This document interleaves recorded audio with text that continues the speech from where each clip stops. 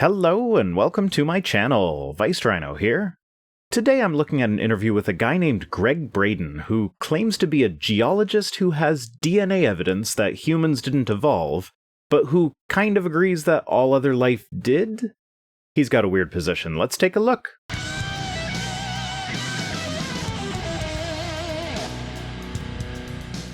When I was in school in 1950s, 1960s, 1970s, I was taught what is called the Standard Model.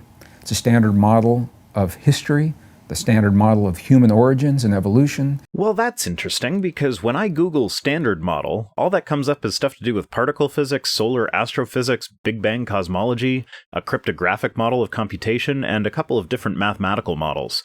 Absolutely nothing about history, biology, or evolution. I even searched for the Standard Model of history, and it still sent me to pages on particle physics. Maybe you're just mistaken, but if you're that mistaken about something so basic as this, then I wonder what else you might be mistaken on. The standard model of history in terms of linear progression from less sophisticated to more sophisticated. I have never seen any historian propose that sophistication is a linear progression. Which, of course, depends on what you mean by sophistication. If you mean technological advancements, then I think most historians would agree that, if anything, our technological sophistication has been, at this point, exponential. With the better part of 200,000 years having almost no technological development, and just the last 200 years the advances have been off the charts. Unless by sophistication you mean some nebulous concept of how humans behave, in which case I'm sure you could cherry-pick data from different cultures at different times to make it look like that would be linear, or exponential, or logarithmic, or whatever other shaped graph you like. Nothing could be further from the truth.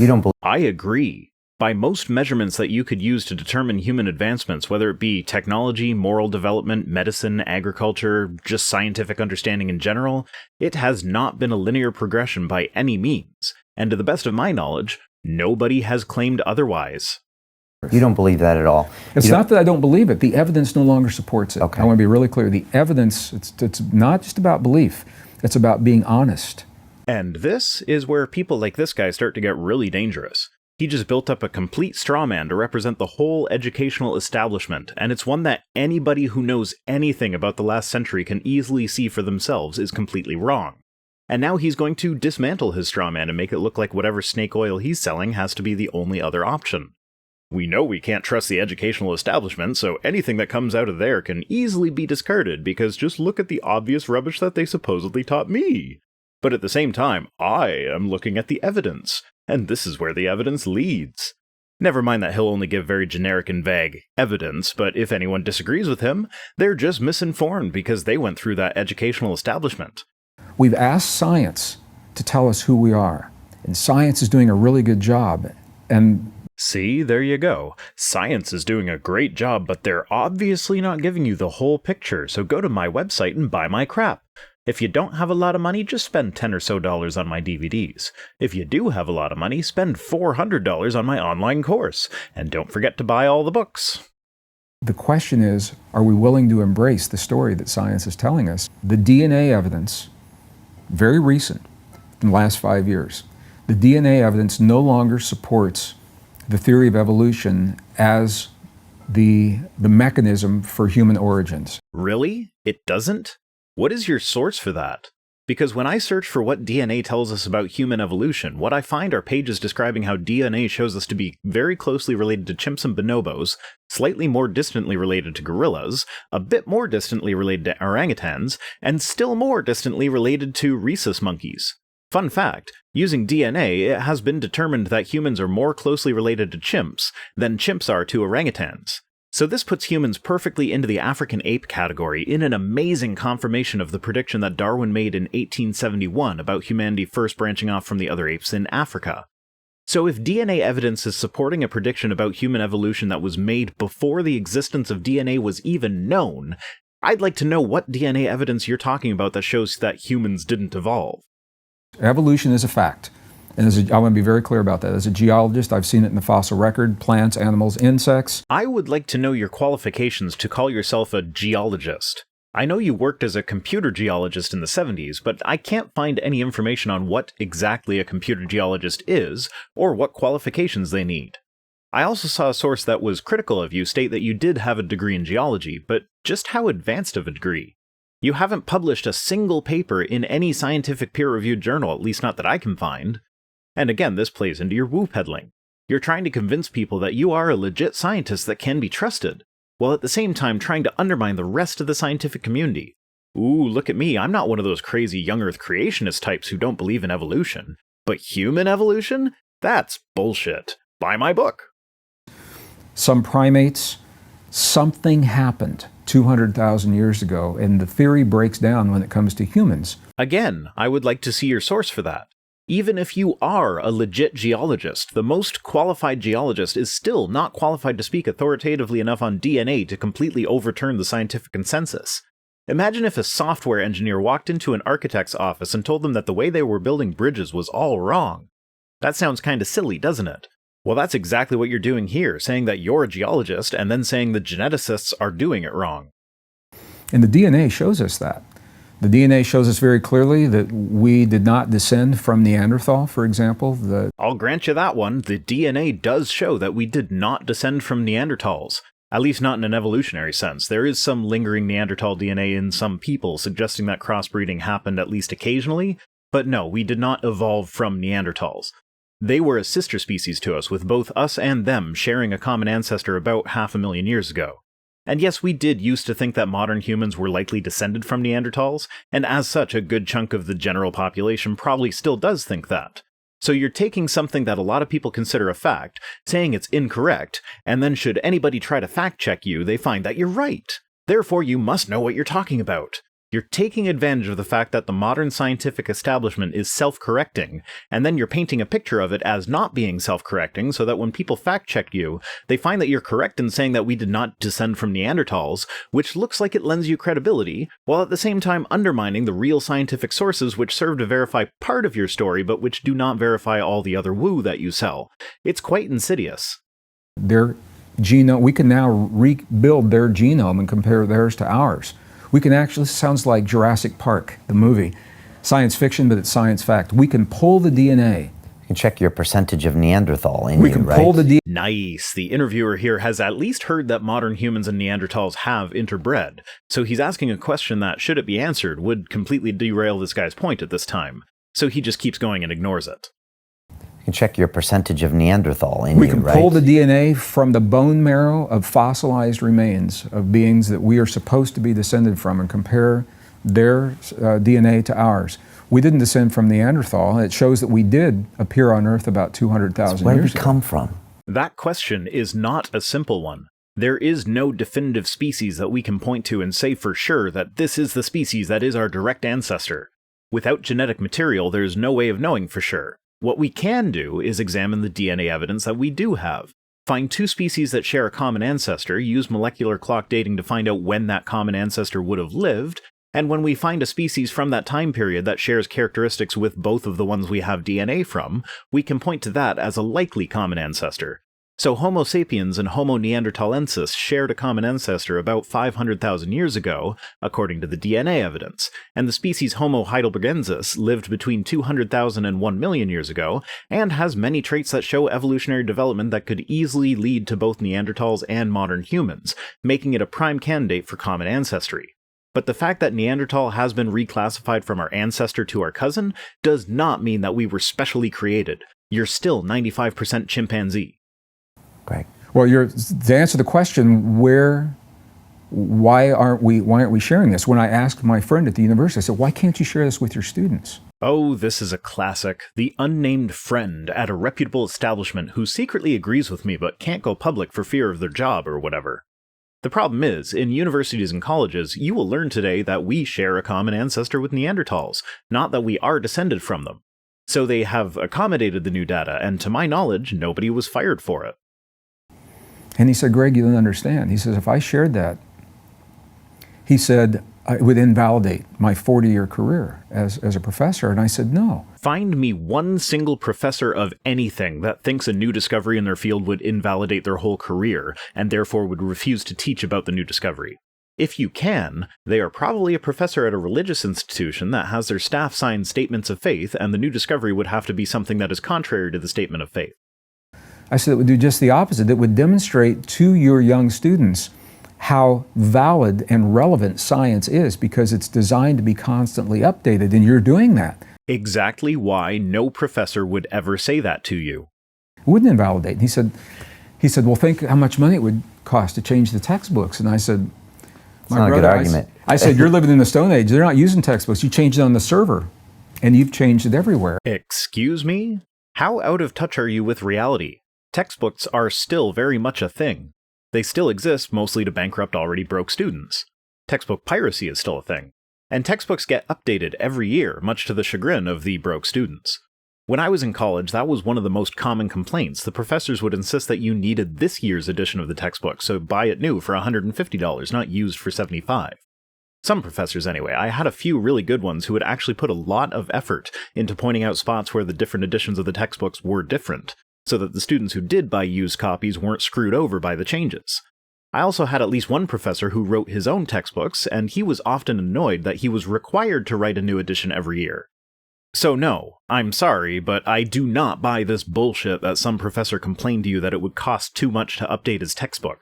And he said, well, think of all my class notes I would have to change. And I said, well, that's your job. Exactly. If this conversation actually happened, that professor should be fired. But that was an example for me of it's a habit. It's a habit, but it's also threatening. How is it threatening? New discoveries are exciting. I imagine there would be quite the uproar in the biology community if we actually discovered conclusively that evolution did not apply to humanity. There would likely be a Nobel Prize in it for whoever made that discovery. There is zero motivation to keep it covered up. And this is why I think it's so important, Brian. It's more than a philosophical conversation. As we globalize, as we push ourselves together and we see the fear of what that means, cultures coming together in different ways of thinking, we also see a rise in hate. And hate is only possible because of a way of thinking. What the hell does that even mean? And what does that have to do with human evolution? Can you say one thing that is actually specific? This sounds like you're just trying to take advantage of the current political climate to make your points. Rachel Carson was an author in the 1960s. She wrote Silent Spring. She was one of the first environmental authors about the use of the pesticide DDT back in the 1960s. And she made a statement. I read this when I was a kid, and it was so powerful. She said, "We only destroy the things that we don't value." We have been taught that human life has very little value through the theory of evolution. The theory of evolution simply shows us where we come from. It does nothing to say how much we should value ourselves. People can and have used evolution to justify some pretty horrible stances, but ultimately humans have value to us because we are human, and we have feelings, and those feelings cause us to value ourselves and others. The origin of humanity has nothing to do with how much value humanity has to humans. Does a family that have biological children and adopted children value the adopted children less because they originated somewhere else? I would hope not. That we are a random process, genetic mutations. The textbook says that life is a behavior pattern that chemical systems exhibit when they reach a certain level of complexity. That's the definition of life that we're giving to our young people in school today. Okay, let's say that is the definition of life that's being used today. So what? What does that have to do with anything? And it is such a sterile definition. It leaves no room for the specialness and the preciousness of life. You said earlier in the video that evolution does happen for non-human animals, but does not happen for humans. Now you're talking about the definition of life in general and talking about how all life is special. Why do you feel the need to separate humanity from the rest of the animals if all life is indeed special? And so are young people. Through the video games that are very heartless, very violent. Oh God, not the video game thing again. At best, the research is divided on the issue, and the research that does show a link between video games and violent or aggressive behavior, they show very small effect sizes. Personal anecdote time, which I know is not scientifically valid, but in my own experience, the personality of the person playing the game affects gameplay more than the gameplay affects personality. For instance, in games with evil campaigns where you can play as the bad guy, I just can't do it. I'll play through a couple missions, start to feel guilty, and then switch back to the good side. I have felt guilty over accidentally choosing the mean option when my character is talking to an NPC. Excuse me, can I talk to you a minute? Get lost. In playing Final Fantasy VII as a kid, I learned online that if you're mean enough to the other female characters, your character will, in one of the cutscenes later on in the game, go on a date with Barrett, the tough male character. I couldn't bring myself to be mean enough to the female characters to pull that off, so I had to satisfy my curiosity by watching other people do it on YouTube.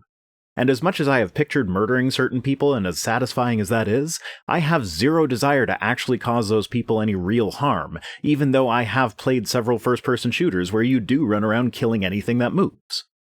Through the media, through the television, where are we instilling into our young people how precious and special life is? Maybe through, I don't know, human interaction? I don't know about you, but I actually talk to my kids and show them affection and let them know that they are special to me. I also talk about scientific topics and about how cool stuff like evolution is, and how amazing it is that billions of years of evolution led just to them. Yeah, if you rely on TV to raise your kids, that will probably cause some issues, but don't you dare try and blame that on evolution. Evolution is amazing, and the fact that we ended up being produced by evolution is also amazing. And if we're going to change that, when we begin to see what the DNA is telling us, it tells us something far beyond random genetic mutations is responsible for us. And that's, I think, where the change in thinking must begin. Okay. The mutations themselves are random, but which ones survive are not. And just because something is random does not mean that it isn't amazing. If you want people to believe that they are special, just remember 99.9% of all species that have existed on the planet are extinct. Most of them did not leave behind successful offspring. You are a direct ancestor of the very first organism that existed on Earth that would qualify as being called life. You are made of atoms that were created in the center of a star billions of years ago. That's pretty special. There's no need to pretend we are different from the rest of the animals in order to make us special. We are all special. You don't need to lie to make people special. You just need the right perspective on the truth. If you lie to make someone think that they are special, how do you think that'll make them feel when they find out that you were lying? I'll give you a hint.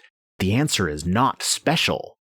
And do we know where we came from at this point? Or do we just know that there's some kind of strange anomaly where 200,000 years ago, new DNA is introduced that couldn't have been more from Neanderthal? We didn't necessarily come from some other mammal form. This is driving me nuts. That guy is so close, but he's asking the wrong questions. Ask him how he knows we didn't come from another mammal. We don't know. That's the whole. I released a book in 2017. It's entitled Human by Design. The first half of the book is the peer-reviewed science that is now revealing the facts that tell us that evolution not only is not, but it cannot be our story. In other words, right now I'm just going to make vague references to modern DNA evidence, but if you buy my book, I'll be specific. Somehow I doubt that. It's probably very cherry-picky, but there's no way I'm giving you any of my money in order to find out. And this is the whole point. Science, our young people today in universities are about to dedicate their entire lives to unraveling the mystery of our origin. They're being forced to take every iota, every piece of evidence they find, and force it into a pre-existing story called evolution. Nope, not even close. It's more that every piece of evidence we find fits perfectly into the overarching theory of evolution. Every now and again, certain findings can shake up some aspects of the theory of evolution, such as the placement of some species on the phylogenetic tree of life, but there has never been one single shred of evidence found that would support the idea that humans do not even belong on the tree. Even if it doesn't fit, it's like a square peg in a round hole. If you pound hard enough, it will fit, but it's never a good fit. That's what she said! And there's a huge difference between forcing the evidence into a pre-existing story and allowing the evidence to lead to whatever story it tells. And the story it tells is that humans belong on the phylogenetic tree right in the great apes category. The only way you can make it tell a different story is by misrepresenting and cherry-picking the data. So who's pounding a square peg into a round hole? This book is an invitation to do the latter. We don't know what happened, but we do know that where we have been spinning our wheels for 150 years, since Charles Darwin's time. 150 years, the best minds in academia, the best universities, the most advanced technology, the greatest sums of money have been put in to trying to solve this mystery, Brian, and we have yet to come up with one shred of physical evidence that links modern humans with the forms of life that we believe, have been taught to believe, are our predecessors. How about the fact that the same methods of genetic testing to determine if you are related to your cousin also show that we are related to the chimps, and more distantly to gorillas, and more distantly to orangutans, and more distantly to rhesus monkeys, and so on and so on. And the fact that we have good fossil record of the evolution of the great apes, and comparative embryology, and comparative anatomy, and predictions that have been made using evolution as a model, and. Give me a break. That's it for this video. Today's comment of the day comes to us from Anthony Taylor, who says, "The thing he said at the beginning is such a big misconception. You will not go to heaven if Yaj are a bad person. Hitler did not go to heaven, rapists will not go to heaven, etc. Yes, they can repent, then have to believe with their whole heart, not just to get into heaven, they have to good and follow the 10 Commandments, and those are called deathbed redemptions, are heavily debated in Christianity. That is something that atheists use as a gotcha and to gain moral high ground." Well, here's the thing. With regards to the question of salvation, my understanding is that James 2:10 makes it quite clear that the smallest infraction in God's supposedly perfect law makes you just as guilty as someone who breaks what we mere humans would consider to be the biggest laws. It says, "For whoever keeps the whole law but fails in one point has become guilty of all of it." As in, to God, me hating someone but not acting on it is just as bad as if I broke every single law or commandment that he had ever set down. And Romans 3:23 makes it clear that everyone falls short in one way or another, for all have sinned and fall short of the glory of God. So this makes it quite clear that, in God's eyes, every single person is a bad person. So to say that you will not go to heaven if you are a bad person is to say that nobody will go to heaven. Except Jesus died to save us all from our sins, the big ones and the small ones. Meaning that if Hitler really truly believed that Jesus died for his sins, even if he didn't consider mass genocide a sin and God did, Hitler still gets forgiveness through the blood of Christ and gets to enjoy eternal paradise. Same goes for any deathbed redemption, regardless of the character of the person dying. If they truly believe that Jesus is saving them, then by the Christian doctrine they get a free pass into paradise. So leave a comment for me to respond to. Remember to follow me on Twitter and support me on Patreon. See you next time.